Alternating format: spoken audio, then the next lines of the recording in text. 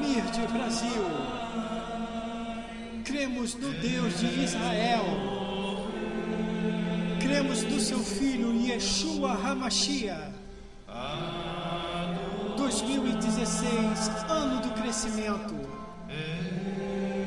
Essa é a nossa identidade.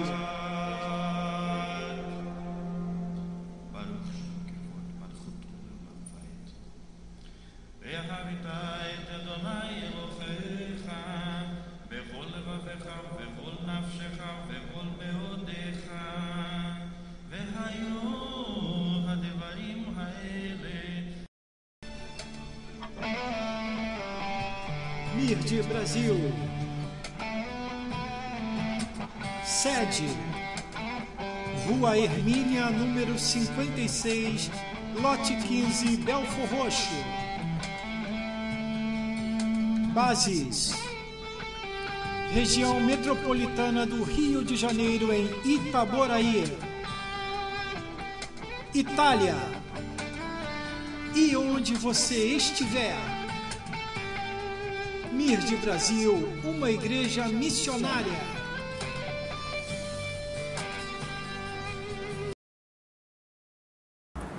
Shalom, shalom. Nós estamos falando nesse debate sobre a estrutura da igreja. Já foi passado, você que está ouvindo agora, eu te recomendo a voltar, ir lá nos primeiros, desse mesmo assunto, a estrutura da igreja, e ouvir. Porque o que foi passado até agora aqui, o conteúdo que foi passado até agora é de extrema relevância. É de extrema relevância. Coisa assim, tão complexa que a gente, nas pausas a gente vai discutindo, a gente vai falando, vai comentando o que cada um falou, né? E vai, na medida do possível, a gente vai trazendo isso para o momento da gravação. Então, enfim, nós estamos falando sobre estrutura da igreja. A base do que nós estamos falando está em Efésios 4, eu li a partir do 10, mas principalmente sobre o 11, estamos focando o versículo 11, a estrutura da igreja, e lá está escrito a seguinte estrutura: apóstolos, profetas, evangelistas, pastores e mestres. Apóstolos, profetas, evangelistas, pastores e mestres. Já falamos sobre os mestres, pincelamos sobre os evangelistas, falamos agora há pouco sobre os apóstolos, e vamos meio que encerrar, não encerrar o assunto. A gente teria muito mais para falar, né? Mas por uma dificuldade do tempo que o site nos fornece, a gente precisa às vezes resumir e suprimir algumas coisas para poder caber de uma maneira que seja inteligível para você possa entender. Então nós vamos partir para os profetas, sobre a importância dos profetas. Só fechando o apóstolo e trazendo um fato que eu vi essa semana: uma igreja, estava escrito lá na sua fachada, na sua apresentação, na sua identidade, estava escrito assim, Igreja Apostólica. Não me recordo o ministério, que tipo de ministério mas o que me chamou a atenção na identidade dessa igreja era que estava escrito que ela era uma igreja apostólica. E no mesmo banner de apresentação estava escrito a sua liderança. Uma igreja apostólica sendo liderada por pastores. Igreja apostólica sendo liderada por pastores. Nós estamos falando sobre estrutura. Se você ouvir tudo que a gente falou até aqui, você vai ver que tem alguma coisa errada. Assim como tem alguma coisa errada, está lá na placa: Ministério Profético. O nosso Ministério Profético Rio de Deus para as Nações. Ministério Profético. Mas não tem profeta nesse ministério. Então, nós estamos falando sobre a necessidade de seguir aquilo que é a orientação, aquilo que é o desejo do Mashiach. O desejo do Mashiach foi traduzido através do apóstolo Paulo na carta aos Efésios. Na carta aos Efésios, o apóstolo Paulo traz essa estrutura. Então, são todos eles importantes. Esse debate não é para dizer que um é menos importante que o outro. Muito pelo contrário, nós estamos afirmando a importância do apóstolo, a importância do profeta, a importância do evangelista, a importância do pastor e muito mais a importância do mestre. O que foi falado sobre mestre, eu te recomendo a voltar e ouvir de novo o que foi falado sobre mestre aqui. Mas nós vamos falar agora sobre os profetas. O chamado hoje é qual a importância do profeta hoje, qual a sua importância nessa estrutura, como se denominam, como se ungem, como é que faz isso? Apóstolo Vinícius, profeta hoje. Bom, o profeta hoje, ele faz parte, né, de uma forma muito ativa no ministério em si, local, né, mesmo porque a Bíblia não é um livro ultrapassado, né? Então, se nós estamos falando de pilares aqui, obviamente o profeta ele é um pilar que não pode ser retirado da igreja. Né? Então, o que ocorre? O profeta, do contrário que a gente costuma a ver e até entender, né? Se você quer entender mais sobre profecias, profeta de Israel, você faça o curso de Teologia Judaico-Messiânica comigo, você vai aprender mais profundamente. Mas, voltando, do contrário que a gente vê o profeta hoje, o que o profeta faz? Né? O profeta ele vem trazendo aquilo que vai acontecer no futuro, e o profeta não está aqui para isso. O profeta ele vem trazer algo da parte de Deus para gerar uma mudança de comportamento hoje, para que amanhã se viva ou não aquilo que Deus trouxe ou aquilo que Deus está para trazer. Então hoje a gente vê aí dois tipos de profeta básico, que é o profeta clássico, que ele estava ligado à nação de Israel, aquele que escrevia livro, enfim. E o profeta popular, que é o famoso vidente, né? Que se a gente chamar de vidente, os crentes às vezes não entendem, vai achar que é a mãe de Ná. É, né? até perigoso. Mas é o vidente, que é o profeta popular. É aquele Mas é o correto, né? É o correto. Show assim, você acha estranho, mas é o correto, não é, apóstolo? Exatamente. É aquele que quer uma direção de Deus, ele vai o quê? Ele vai ter o profeta ele vai consultar Deus, aquela coisa toda, né? Isso é o vidente, é o profeta popular, tá? Que ele vai estar restrito aos assuntos do dia a dia, enfim, de trazer uma direção. Mas o profeta em si, né, ele precisa ter, voltando ao ponto, ele precisa ter um conhecimento, pelo menos básico, de Israel, pelo menos. Porque todo cumprimento profético, todo profeta precisa conhecer um cumprimento profético que vai se dar em Israel. Então ele precisa ter esse ensino, ele precisa ter esse conhecimento, ele precisa ter essa base. Né?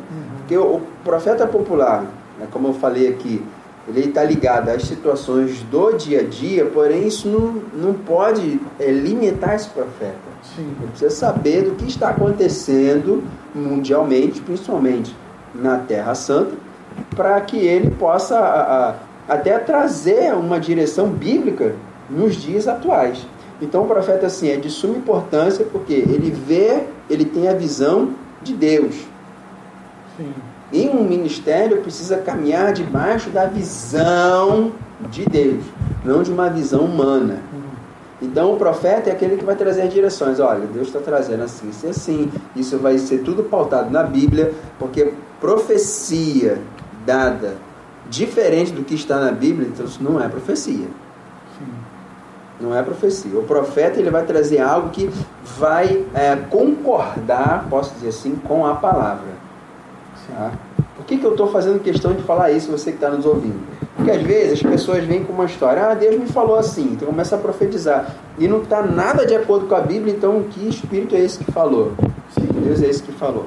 Então o profeta ele trabalha de acordo com Efésios 4:11, em conjunto com o apostolado, de acordo com o evangelista, de acordo com o pastor, junto com o mestre, porque é a visão de Deus dentro da palavra, porque a visão profética nada mais é, nada menos do que a palavra em si num plano superior, em que o profeta vê esse plano superior e ele traz a existência para que seja praticado para a edificação e o aperfeiçoamento dos santos. Sim, o profeta, ele nós estamos vendo constantemente que todos os ministérios eles estão ligados. Então, o profeta, ele potencializa, vou dizer assim, o profeta, ele potencializa a igreja, né? A igreja que respeita essa estrutura. O profeta, ele potencializa isso. Por quê? Porque ele é um canal. Concorda, Apóstolo? Ele é um canal ali naquele meio. Ele é um canal, né? E a profecia em si, ela serve para que venhamos a não sair da direção de Deus. É para isso que a profecia serve. Sim. A profecia não é para dizer com quem você vai casar, não é para trazer o nome do varão, não é para trazer o nome do carro que você vai ganhar, entre aspas, porque é muito fácil de escrever lá, esse foi Deus que me deu. Deu nada, você está pagando em 36 vezes. Então, a profecia, ele deu condições. É diferente. Porque a palavra diz o quê? Sem profecia o povo se corrompe. Existe uma versão que diz: sem a palavra profética o povo fica sem direção.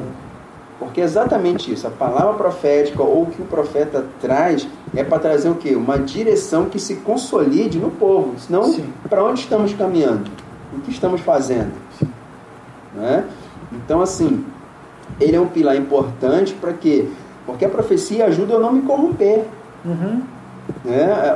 Um exemplo pessoal aqui, nós, no nosso ministério, nessa linha de restauração, e algumas pessoas ficam, vocês são estranhos, vocês são isso, vocês são aquilo. E um homem de Deus, usado pelo Senhor, tomado por Deus, Deus começou a usar ele, falando para nós, dizendo que nós cultuamos ao Senhor como o povo antigo.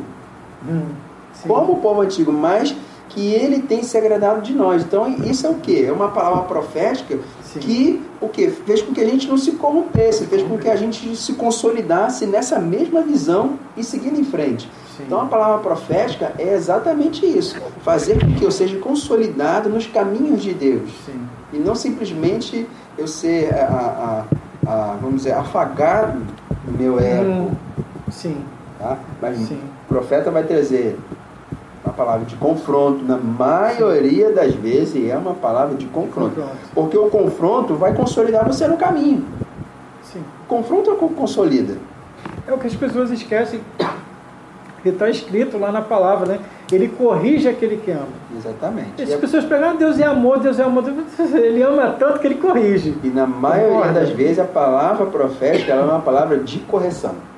Maioria das vezes. Você não vê na Bíblia Deus trazendo profecia que o povo ia ganhar carruagem zero, que o povo ia ganhar uma sucá nova. Não vê nada disso. A gente vê a palavra profética conduzindo o povo dentro dos limites da Torá.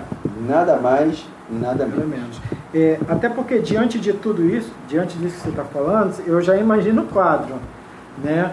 É necessário o profeta, como ministério, alguém exercendo, alguém tendo o ofício, para que também não tenha essa coisa de, às vezes é uma pessoa que você não faz ideia de quem está ali no meio da igreja, e tem muita gente que não sei por que motivo é assim, mas brinca, sabe? Não sei por que motivo, não tem temor, né? Aquela frase que eu achei muito tremenda, a gente está pretendendo colocar lá, né? Lembra-te, como é apóstolo, lembra-te, saiba diante de quem você está.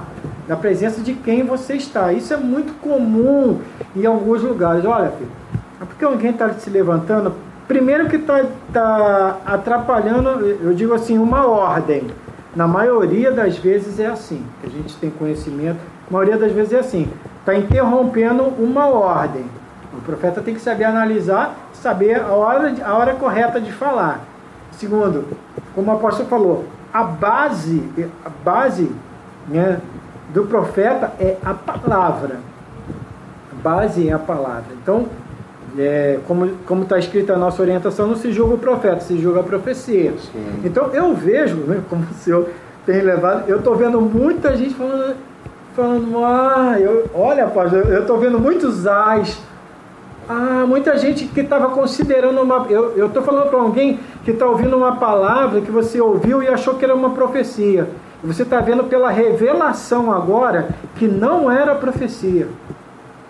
que não era profecia. Sabe por quê? Porque você está julgando e você está vendo que não tinha nada de palavra na boca dessa pessoa que falou com você. E não havia sobre ela, aparentemente, né, o manto profético, porque sobre o profeta existe o manto. Não é assim, apóstolo? Sobre o profeta existe o manto. Sua posição, sua colocação inicial, apóstola, sobre esse ministério, o ministério do profeta. Né? Sim, eu quero colocar aqui, eu quero trazer aqui para nós refletir, porque vou falar em cima daquilo que eu ouço, né? Muitas pessoas falam assim, mas e o profeta hoje? Né? O profeta não era lá no Antigo Testamento, a gente não vê profeta no Novo Testamento, né? A gente quem fala para mim, né? Porque na Bíblia tem lá. Então eu estava reivindicando aqui do profeta, falei, gente, eu não li a Bíblia ainda, e vocês sabem, né, que eu faço muita leitura bíblica aqui nos debates. Então, eu estou aqui reivindicando, né? Porque afinal de contas a minha preocupação maior é com as pessoas que realmente não sabem e é doutrinada por aqueles que não sabem também. E aí eles falam, olha, não existe isso, e aí ela vai e repete. Uma bola de neve, não existe. Não sabe explicar. Exatamente. Não sabe explicar. E vira isso. Então, gente, os profetas, eles não ficaram no Antigo Testamento, não. Eles estavam presentes na vida da igreja, chamada igreja primitiva, na era apostólica, né? Eles estavam ali. Então, eu quero ler aqui para você, ó, por exemplo, deixa eu pegar uma aqui bem fresquinho para a gente ler. Vamos lá. Deixa eu pegar aqui. Vou ler Atos 15. Vamos lá, Atos 15, versículo 32. Para a gente ver aqui. Atos 15, versículo 32. Anota 32. Aí. Depois, onde é que leu? Ó. Estou te dando a referência. Livro de Atos, hein, gente? Novo Testamento, tá? Diz assim, ó. Depois, Judas e Silas, que também eram profetas, exortaram os irmãos com muitas palavras e os fortaleceram. Deixa eu ler o contexto antes um pouquinho, né? Diz assim, versículo 30. Então, eles, tendo se despedido, desceram a Antioquia, e, havendo reunido na assembleia, entregaram uma carta. E quando a leram, alegraram-se pela consolação. Depois, Judas e Silas, que eram também profetas, exortaram os irmãos com muitas palavras e os fortaleceram. E, tendo-se demorado ali por algum tempo, foram pelos irmãos despedidos em paz, de volta aos que o haviam mandado. Então, eles foram enviados até Antioquia, tá? O profeta, ele não caminha sozinho, ele tem uma liderança sobre ele também. Sim. Eles foram enviados até Antioquia na qualidade de profeta, e como eles eram profetas, eles entregaram a carta, tá? Ali aquela comunidade, e diz que eles leram a carta, foram consolados por essa carta, e sendo eles profetas, olha o que eles fizeram, eles exortaram os irmãos. E olha que coisa linda, a exortação fortaleceu os irmãos. Igreja, a gente precisa voltar para a palavra, porque se você recebe uma exortação hoje, você fica com raiva do seu irmão, você sai da igreja, você fica, sabe, cheio de dodói, de mimimi, gente, a exortação, a gente acabou de falar, alguém falou isso aqui agora, né? O Senhor exorta aqueles que Ele ama. Sim, a exortação é para fortalecimento, é para correção, sabe? É para cuidado. A exortação é para isso. Ninguém está brigando com você, não. Isso é algo bíblico. A exortação, na verdade, desculpa, pastor, mas ela é mais olha, cuidado que você vai cair naquele buraco. Exatamente. Ali, tá? As pessoas estão vendo, tipo assim, as pessoas estão bem, olha que coisa louca, apóstolo. As pessoas estão bem com quem está vendo a gente caminhar por buraco e não avisa. É isso. E aí, se você avisa, a pessoa fica com raiva de você. Prefere cair, então? E se cai, reclama. Poxa, não me avisou que eu caí. Não falou, Ninguém me avisou antes. Eu saí daquela igreja porque não me avisaram. Meu Deus. Vamos lá, vamos para frente. Atos capítulo 21 agora. A gente estava no 15, vamos para o 21. Tá bom? Atos 21. Eu estou lendo os versículos que vai falar quem era ali, tá? Mas vamos lá. Vou ler a partir do versículo 8. Vou ler a partir do versículo 8, que aí eu já entro com o evangelista junto. Sim. Vamos lá, Atos 21, versículo 8. Partindo no dia seguinte, fomos a Cesareia. Ui, que lugar pesado esse. Fomos a Cesareia. O negócio lá não é mole não. E entrando em casa de Filipe, o evangelista, que era um dos 7, ficamos com ele.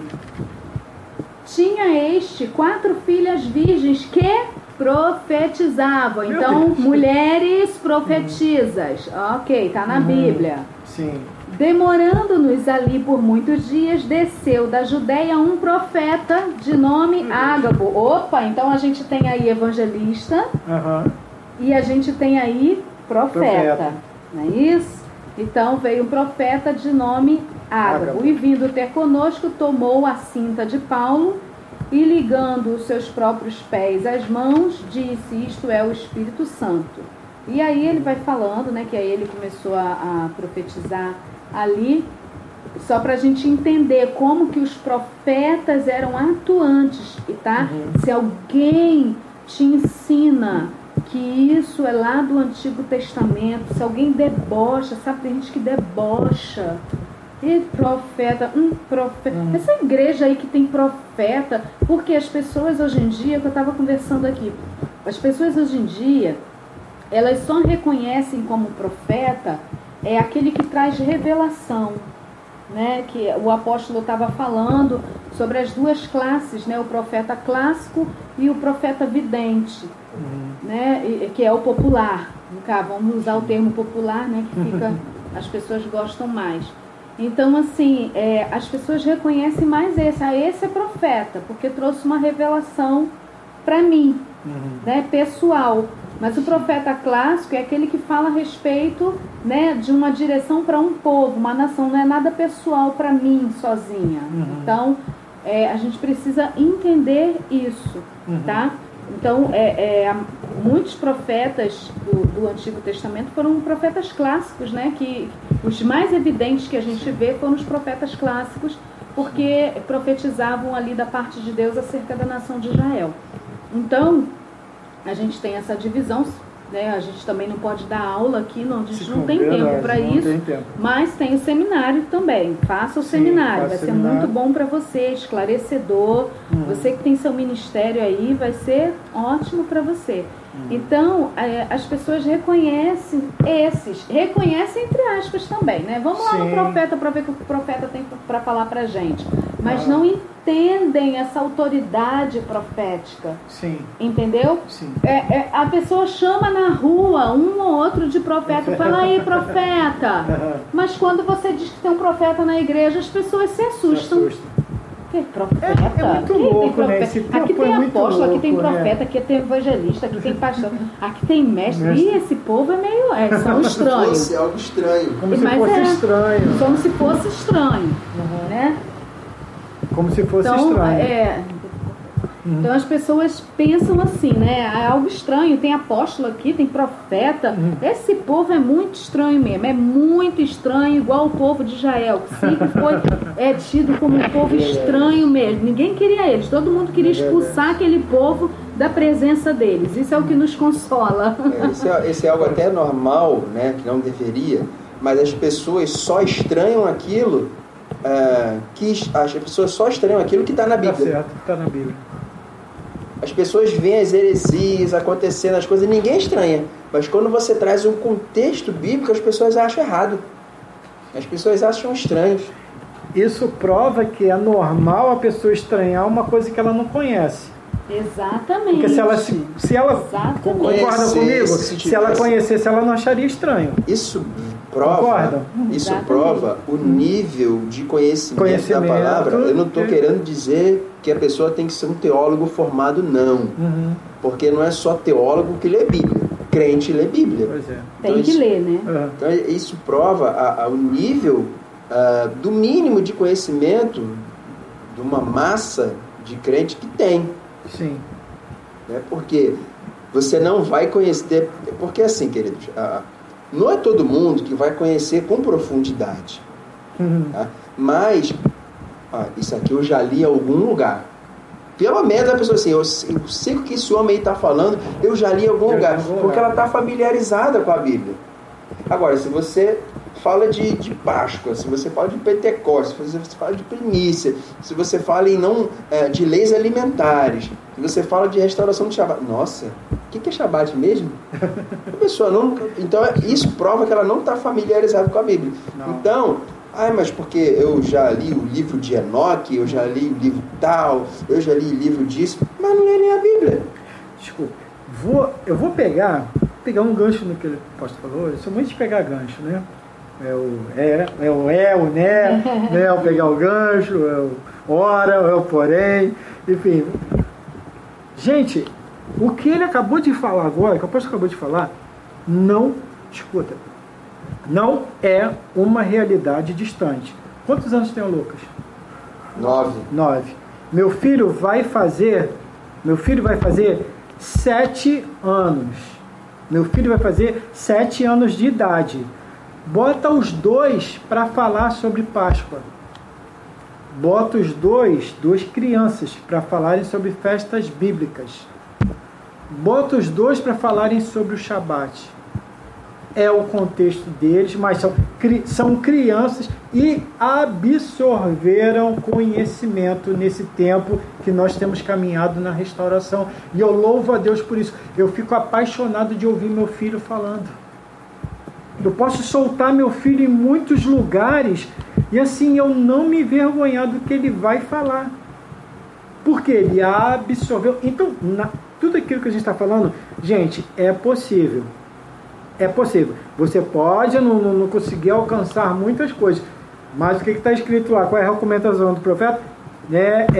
Prosseguir em conhecer. Ora, se nós vamos ser julgados por todas as coisas, vai ser muito mais bonito para você ser encontrado buscando do que negando. Correto? Vai ser muito mais bonito, ainda que você não entenda. Pelo menos o Senhor vai reconhecer que você estava buscando e de repente não teve o tempo hábil para aprender ou para absorver, mas você estava buscando. Nós estamos falando de uma textual, nós estamos falando de uma mudança de mente.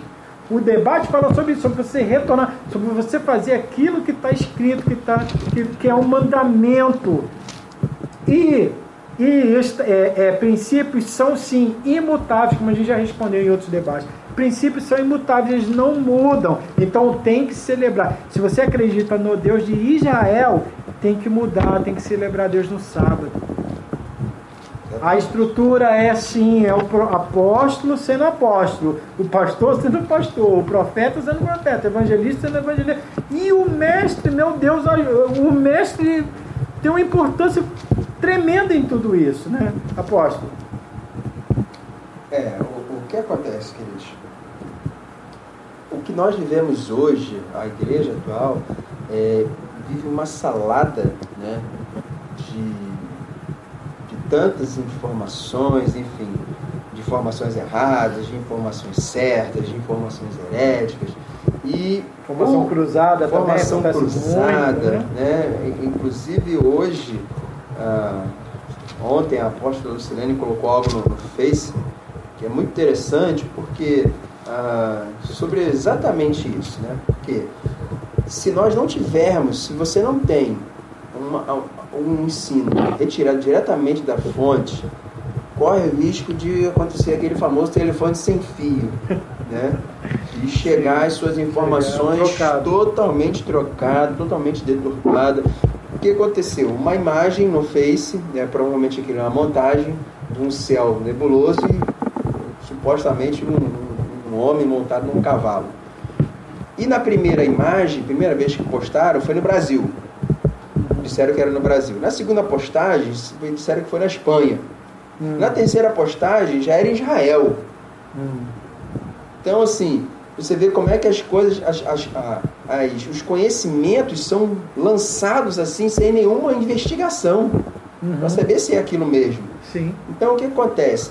Hoje, essa coisa toda de confusão de apóstolo é bispo, a escada é pastor, bispo, apóstolo, como falou aqui, de um jeito tão errado, porque a informação chega desse jeito. Sim. E ninguém procura investigar. Então, simplesmente, o que dá para se comer, a pessoa come. Meu Deus. Então, isso acontece. Infelizmente, acontece, né? Então, nós precisamos sempre nos voltar para o Senhor. Nós precisamos nos voltar para a estrutura que o Senhor deixou para nós. Se nós andarmos fora dessa estrutura, nós corremos o risco de nos desviar. E o desviar não é aquilo que a pessoa saiu da igreja, a pessoa está com uma outra mulher, está bebendo, está fumando. Não, querido. Se fizermos algo fora da palavra, já se desviou, já saiu. Está errando o alvo, né? Errando o alvo, é pecando. Exatamente. Considerações finais? Não. A gente volta já já. Então, shalom, shalom.